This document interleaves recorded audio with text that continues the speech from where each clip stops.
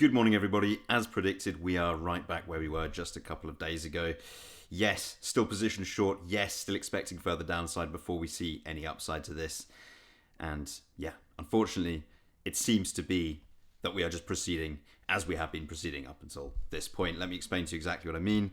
Look at this. The Bitcoin spot price currently at $69,400, and that is almost exactly where we were just a couple of days ago on the 24th of March.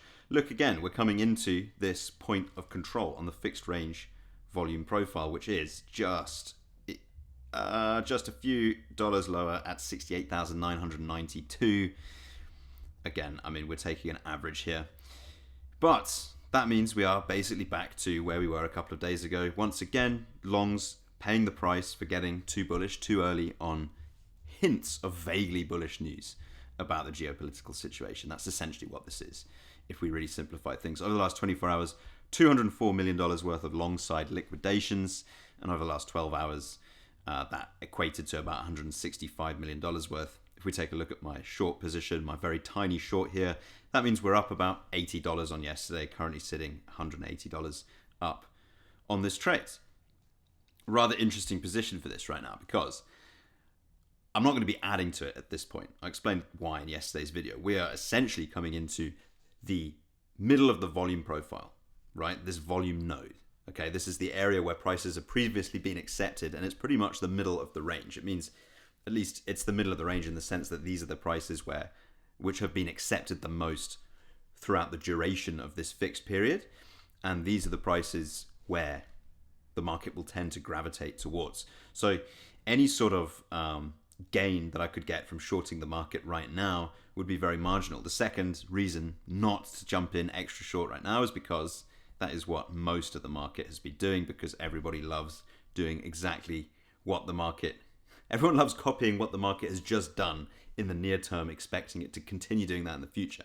Now, you can definitely trade continuation strategies, but for the most part, people are doing this on much too small of a time frame, which is why they just get wrecked every day. You can see this in the exchange liquidation map. There is clearly more. In fact, there's nearly double the amount of cumulative short liquidation risk in the market than there is cumulative long liquidation risk in the market right now. 1.7 billion versus almost a billion, to be exact, at prices. That represents liquidation risk at prices an equal distance from where we are right now in either direction, to the upside and to the downside.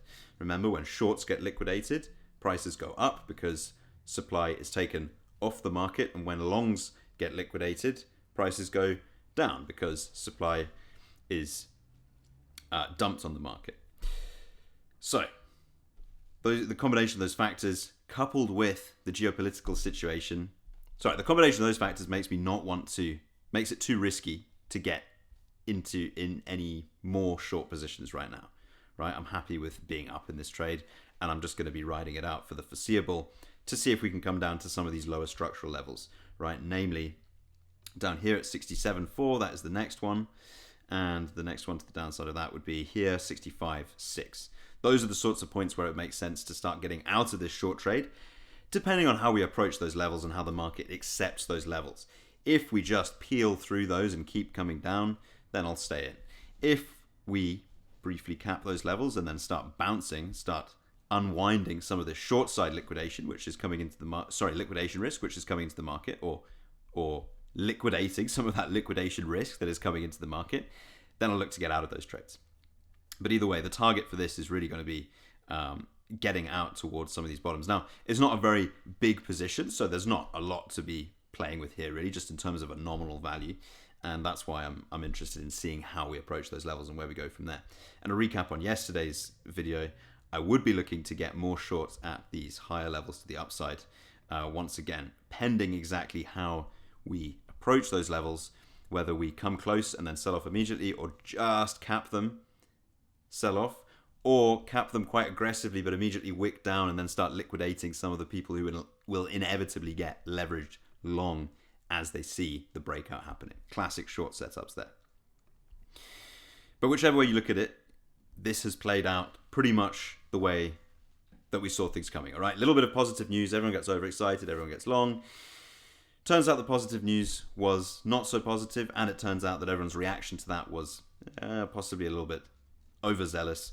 and then those people get liquidated, then those people get shy, start closing out of those trades themselves, and we come down again. The only reason I'm not adding to that position right now is because we are pretty much midway in the range, at least as far as the volume is concerned, and we've done most of that mean reversion already. So getting extra short now just wouldn't make sense from a risk management perspective. But look at the situation, still worsening, unfortunately. No intention of negotiating for now, says Iranian minister, as the US insists that their war goals are almost met.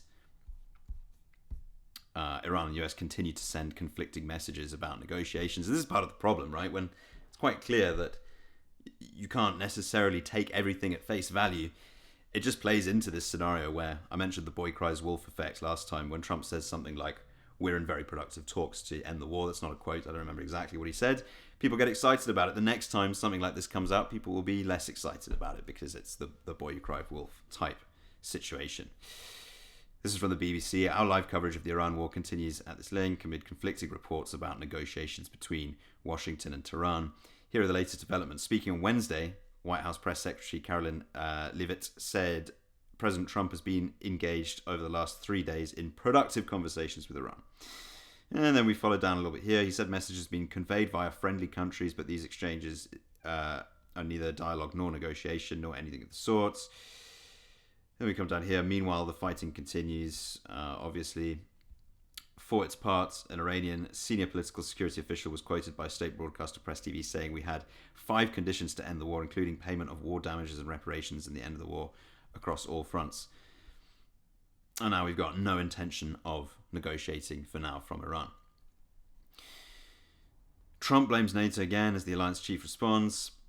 After expressing hope of reaching an end to the war, Donald Trump has reverted to tough rhetoric. With both Iran and NATO at his sights, he said Tehran should be begging for a deal, and NATO has done nothing to help a war he launched without their consultation. Right, so Tehran should be begging for a deal, and on the other side, we've got Tehran with no intention of negotiating for now. Clearly, a very ugly situation for what it is in isolation. From the market's perspective, this is just not good for global markets. You can see that in the S&P, right? People basically revert to cash in situations like this when risk assets are clearly bearing the brunt of an unknown situation. We also know that we've got the inflationary risks of higher oil prices, or I should say the inflationary certainty that comes with higher oil prices, and restrictive monetary policy, which comes from that, which leads to less liquidity in the markets. Overall, not a bullish situation for right now. One could argue Bitcoin is holding up well for that situation, and I'd say, yeah, that depends on your time horizon, right? Long term, if you're thinking about this on a week-to-week, month-to-month, year-to-year perspective, yes, it's holding up pretty well. But in the immediate sense, for all the reasons I just explained, that is why I'm short right now. But addressing some of the comments and questions I've had from these videos recently, that is not to say that I am net short on the market, right? I'm short the market to take advantage. I mean, obviously, right, first of all, this is a tiny position. I'd like it to be bigger, but I don't want it to be net short exposure to the market. My main goal remains to accumulate more spot Bitcoin as this situation continues. You know, speaking very selfishly and pragmatically, it's just because I want to accumulate the asset at these lower prices. But I do see short-term opportunity to generate cash flow, to take advantage with a small amount of risk, with a small amount of capital.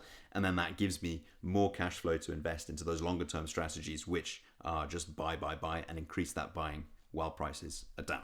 But as always, just my opinion, shared only for entertainment purposes.